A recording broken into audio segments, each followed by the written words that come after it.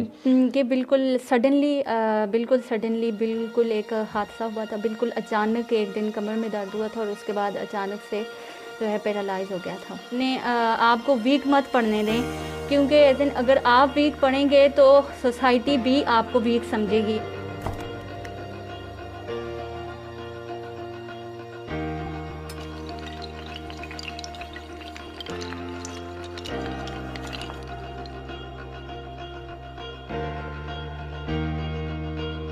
अस्सलाम वालेकुम रहमतुल्लाहि व बरकातुहू। नाजरीन, में ज़ायद ज़मान बलग्रामी और आप देख रहे हैं कामयाब लोग। नाजरीन, आज हमारे साथ मौजूद हैं मारिया। जब ये 9th क्लास में थी तो इनकी टांगों ने चलने से जवाब दे दिया, लेकिन इन्होंने हिम्मत नहीं हारी। आज ये M.Com कर रही हैं। इनकी स्टोरी इन्हीं से सुनेंगे। सबसे पहले तो मारिया, बहुत शुक्रिया आपने वक्त दिया। तो सबसे पहले आप अपना मुख्तसर सा अपना तारुफ करवा दें। जी, मेरा नाम मारिया रशीद है और मैं आज़ाद कश्मीर तहसील पटिक्का की रिहायशी हूँ। मैं स्टूडेंट हूँ, मैं पढ़ती हूँ। आपने स्टडी कैसे की? जब आप 9th क्लास में थी तो आपके साथ ऐसा हुआ, आप किन किन इदारों से पढ़ी ये बता दें। जी, मैं 9th क्लास में थी तो जब मुझे ये पैरालाइज़ का प्रॉब्लम हुआ तो उसके बाद चूँकि मेरे घर वालों की करेज थी, तो इसलिए उनकी दिया हुआ हौसला था, हिम्मत थी, तो मैंने अपनी एजुकेशन कंटिन्यू रखी। तो उसके लिए सबसे पहले मैंने गर्ल्स कॉलेज गुंडी पीरा से मैंने अपनी मैट्रिक क्लियर की। उसके बाद मैंने FSC अपनी फर्स्ट डिवीज़न के साथ गर्ल्स कॉलेज गुंडी पीरा से ही क्लियर की। उसके बाद मैं B.Com के लिए अल्लामा इकबाल ओपन यूनिवर्सिटी में गई। तो B.Com करने के बाद अब मैं M.Com 3rd सेमेस्टर की स्टूडेंट हूँ from Allama Iqbal open university.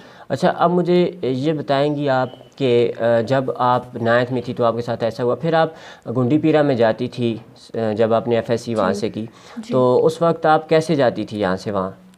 जी, पहले मेरे पैरालाइज से पहले तो हम चल कर जाते थे। यहाँ से वहाँ का रास्ता काफ़ी था, लेकिन चूँकि उस वक्त गाड़ियों की सहूलत न होने की वजह से उस वक्त हम चल कर जाते थे। अच्छा, जब ये आपको पैरालाइज़ हुआ, इससे आप मुझे ये बताएंगी कि आपको एकदम से हो गया था या जाते जाते कहीं आपने टेस्ट करवाया, चेकअप अपना करवाया, ट्रीटमेंट करवाई तो आपको पता चला? ये बिल्कुल सडनली बिल्कुल एक हादसा हुआ था। बिल्कुल अचानक एक दिन कमर में दर्द हुआ था और उसके बाद अचानक से जो है पैरालाइज़ हो गया था। अच्छा, आप अभी तक पढ़ रही हैं माशाल्लाह, तो मुझे ये बताएंगी कि यहाँ तक आप पढ़ रही हैं, यहाँ तक आपको पढ़ाने में किन लोगों का किरदार है?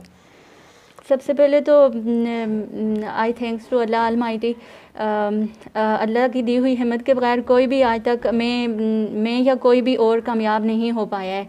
मैं आज इतने करेज से, इतने हौसले से पढ़ी हूँ, तो ये सब सिर्फ़ अल्लाह की दी हुई हिम्मत है। और उसके बाद सबसे पहले मेरे भाई हैं जो कि मेरे गार्डियन हैं। हालांकि माँ बाप के ना होने के बावजूद उन्होंने मुझे सेकंड फादर बनकर एजुकेशन कंटिन्यू करने के लिए मुझे हिम्मत दी, मुझे हौसला दिया।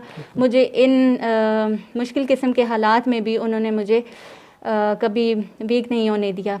अच्छा, ये सब उनका दिया हुआ करेज और उनका दिया हुआ हौसला है, जिसकी वजह से मैं आज बड़ी सक्सेसफुल, मैं समझती हूँ मैं बहुत सक्सेसफुल हूँ इस माशरे में, इस सोसाइटी में, क्योंकि उनकी दी हुई इज़्ज़त को, अपने फादर की दी हुई इज़्ज़त को, रिस्पेक्ट को हम लेकर आगे चले हैं। भाई की दी हुई जो तालीमात है उनको लेकर आगे चले हैं, जिसकी वजह से हम बड़े रिस्पेक्टेबल तरीके से सोसाइटी में एज ए स्टूडेंट में अपनी एजुकेशन कंटिन्यू किए हुए हूँ। अच्छा, मुझे आप ये बताएं कि हुकूमत वक्त से आप क्या कहना चाहेंगी? मेरा यही पैगाम है कि चूँकि इस सोसाइटी में सिर्फ मैं ही नहीं बल्कि मुझ जैसे कई लोग हैं जो कि अपॉर्चुनिटीज़ ना होने की वजह से, जो कि फैसिलिटीज़ ना होने की वजह से, चूँकि इंडिविजुअली अगर मैं अपना आप बताऊं तो मुझे एजुकेशन कंटिन्यू करने में बहुत ज़्यादा प्रॉब्लम्स हुई, बहुत ज़्यादा डिफ़िकल्टीज़ का सामना करना पड़ा।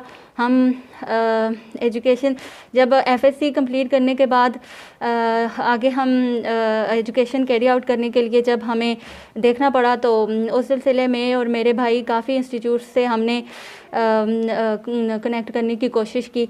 तो उसमें post graduate college girls Muzaffarabad और एजुके यूनिवर्सिटी और इस किस्म के इंस्टीट्यूट शामिल हैं, लेकिन जो कि फ़ैसिलिटीज़, हॉस्टल फैसिलिटीज़ और रेगुलर एजुकेशन फैसिलिटीज़ ना होने की वजह से हम उसको अप्रोच नहीं कर सके।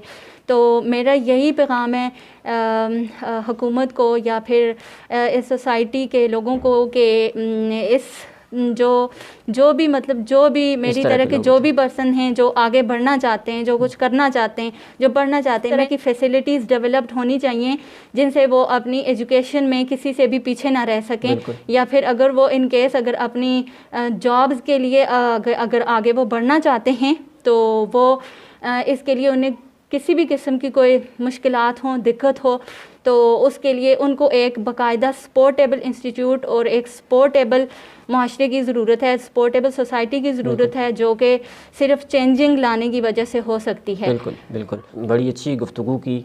मुझे उम्मीद है कि बहुत ज़्यादा लोग जो ऐसे होते हैं जो मतलब बिल्कुल हर काम करने के काबिल हैं, जिनके बाजू हाथ हर चीज़ जो है लेकिन वो हिम्मत हार बैठते हैं। तो मुझे यकीन है कि इनके लिए आपका इंटरव्यू इंशाल्लाह जो है कारआमद साबित होगा। लेकिन आखिर में मैं आपसे ये कहना चाहूँगा कि आप ये जो नाजरीन हैं इन्हें आप क्या पैगाम देंगी? मैं यही पैगाम दूँ कि किसी भी तरह के हालात हों, किसी भी तरह की कोई भी डिफ़िकल्टीज़, अगर आपकी ज़िंदगी में किसी भी तरह का कोई भी अचानक हादसा हो जाता है, कोई भी ऐसा इंसिडेंस हो जाता है, तो उसको लेके मत बैठें, उसको लेके अपने आप को वीक मत पड़ने दें, क्योंकि अगर आप वीक पड़ेंगे तो सोसाइटी भी आपको वीक समझेगी। अगर आप सक्सेसफुली मूव ऑन करने के और सक्सेसफुली अपना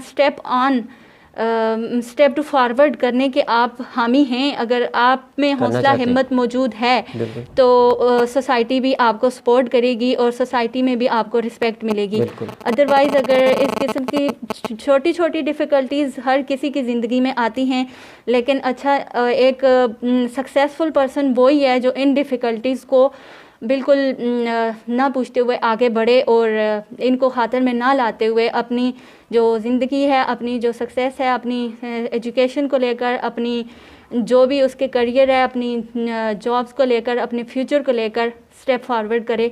ये मेरा पैगाम है किसी भी ऐसे इंसान के लिए जो कि मुश्किलात से घिरा हुआ है या फिर जिसको ऐसे लगता है कि ये बहुत मुश्किल है, नहीं होगा, लेकिन ऐसा नहीं है।